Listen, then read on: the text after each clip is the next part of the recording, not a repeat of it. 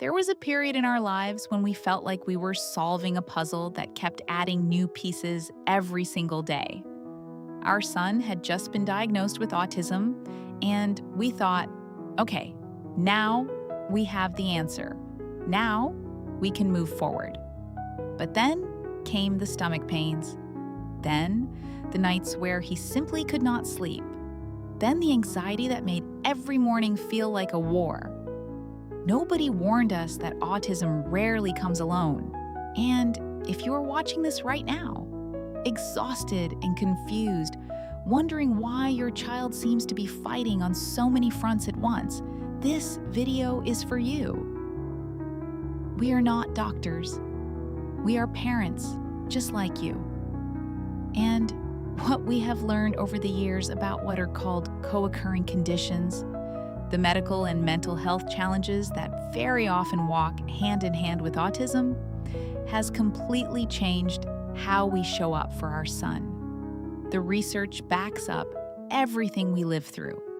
A major study analyzing over 222,000 children found that kids with autism experience significantly higher rates of gastrointestinal problems, feeding difficulties, sleep disorders, and anxiety compared to neurotypical children.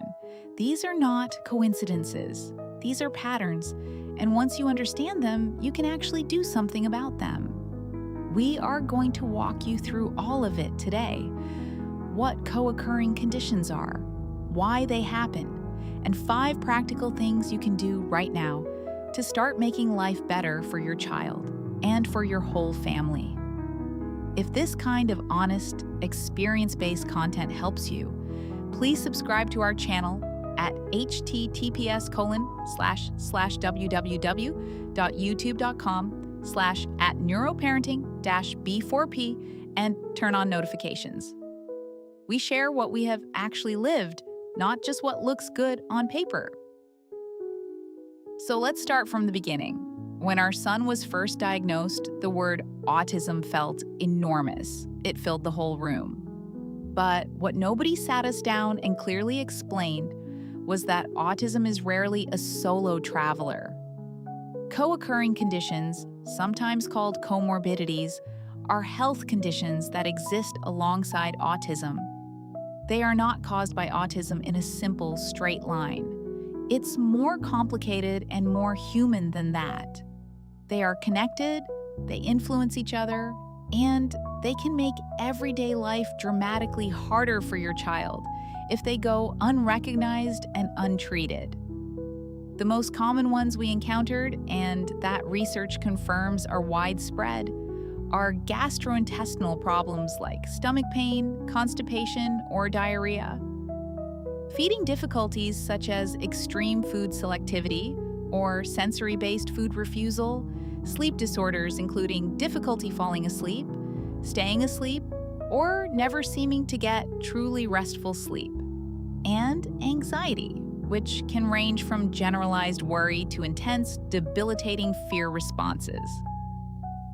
For our son, it started with his gut. He was maybe 5 years old and he was having meltdowns that felt different from his usual sensory overload moments. There was a pain underneath them. He would grab his stomach, he would arch his back. He could not tell us what was wrong because his verbal communication was still very limited at that time. We spent months thinking we were dealing with behavioral issues before a pediatric gastroenterologist finally told us, this child is in physical pain. That moment cracked something open for us. How much of what we labeled as behavior was actually suffering that he had no words for? This is something many parents of autistic children experience. Because autistic kids often have differences in how they communicate, they cannot always tell you their tummy hurts or that they feel like they want to throw up or that their heart is racing with anxiety. The pain or the distress comes out in behavior, in meltdowns, in shutdowns, in clinging, in refusing to go to school. And when we as parents and even some clinicians only look at the behavior without asking what might be driving it from the inside, we miss the whole story. So, Why does this happen? Why are co-occurring conditions so much more common in autistic children? There is not one single answer, but there are some things that researchers and the doctors we have worked with have helped us understand. One important piece is what is known as the gut-brain connection. The gut and the brain are in constant communication through a network of nerves, hormones, and immune signals. When the balance of microorganisms in the gut, called the microbiome, is disrupted, it can influence the brain, and the reverse is true too. Neurological differences can affect how the gut functions. For our son, treating his gastrointestinal issues actually reduced the frequency and intensity of his meltdowns. Not because autism was cured. It was not, and should not need to be, but because he was no longer in constant physical discomfort. Sleep and anxiety work in a similarly tangled way. A child who is anxious will struggle to fall asleep. A child who does not sleep will have a harder time regulating emotions, which feeds the anxiety. It becomes a loop that is very hard to break from the outside if you do not understand what is happening on the inside. For a long time, we were trying to manage our son's evenings with routine adjustments and sensory tools, which helped somewhat. But it was only when we addressed the underlying anxiety with the support of a child psychologist who specialized in autism that we started to see real, lasting improvement. And here is something that hit us hard when we read through the research. Anxiety disorders in autistic young people increase significantly as they get older. Among teenagers and young adults with autism, rates of anxiety are alarmingly high, far higher than in neurotypical peers. That told us something important. If we do not address these things early, they do not just disappear, they grow. We also want to name something the research pointed to that is not talked about enough: the role that social factors play.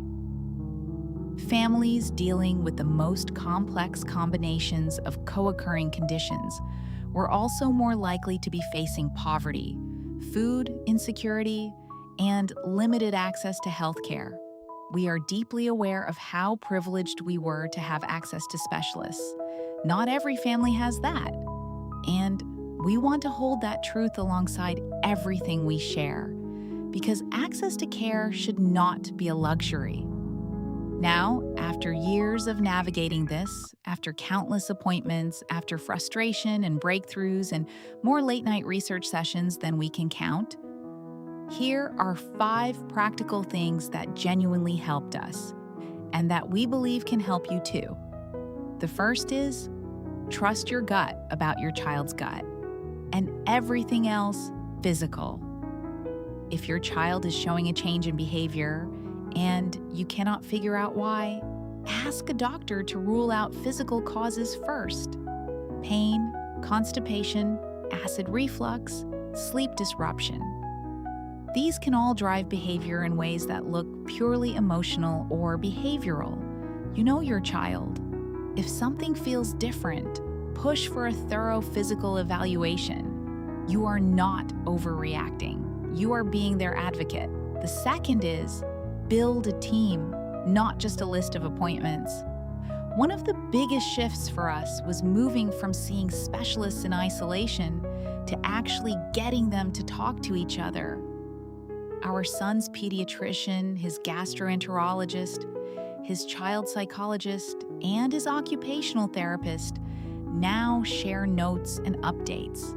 That sounds simple, but it took us years to make it happen.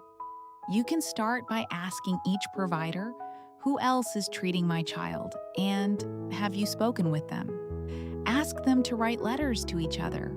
Ask them to share records. You may have to be the coordinator, and that is exhausting, but it makes an enormous difference. The third is, do not wait for a crisis to address anxiety. Anxiety in autistic children can be quiet and internal before it explodes outward. We learn to look for the smaller signs. increased rigidity around routines, more frequent requests for reassurance, withdrawal from things our son usually enjoyed, physical complaints with no clear medical cause like headaches or nausea. When we notice these signals, we learn to respond early.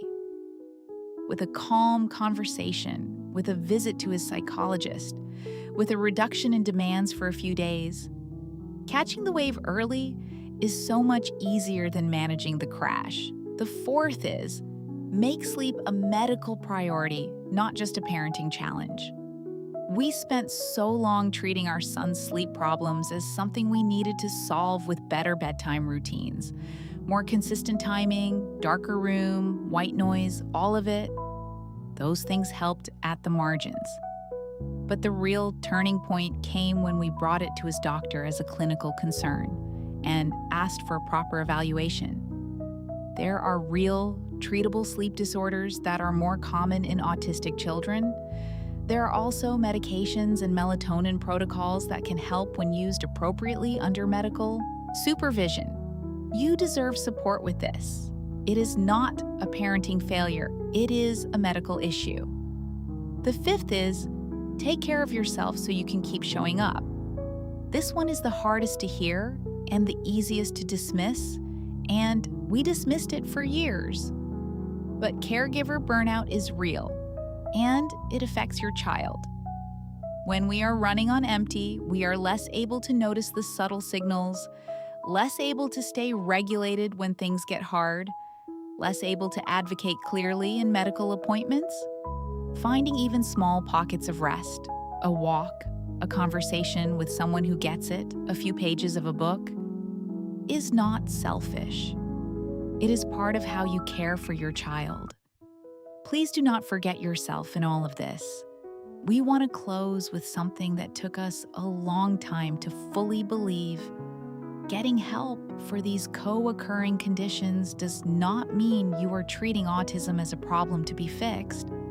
Your child is whole and worthy and wonderful exactly as they are. But a child who is in less physical pain, who sleeps better, whose anxiety is supported, who is not constantly fighting their own body, that child has more space to be themselves, to learn, to connect, to thrive. That is what we want for our kids. That is what this is all about. If your child is struggling right now with their stomach, with sleep, with anxiety, with eating, please know that you are not alone. And there is help. Talk to your pediatrician, ask for referrals, push if you need to, and keep coming back here, because we will keep sharing everything we learn on this road. If this video helped you or gave you something to think about, please subscribe to our channel at https://www.youtube.com/@neuroparenting-b4p so you never miss our next one. We share real stories, real challenges, and real hope. From one family to yours, see you in the next video.